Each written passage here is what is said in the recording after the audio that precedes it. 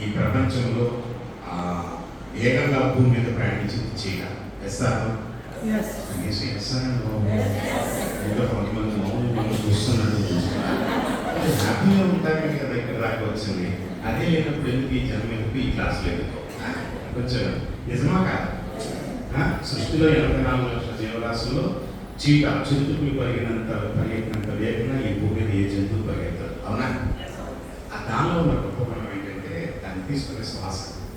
యాక్చువల్గా శ్వాసని ముగ్గుతో తీసుకోవాలి. అవునా? 98.4 degrees టెంపరేచర్ ఉంటుంది. కానీ వాటికి వచ్చేసరికి టెంపరేచర్ అప్ అండ్ డౌన్ ఉంటుంది.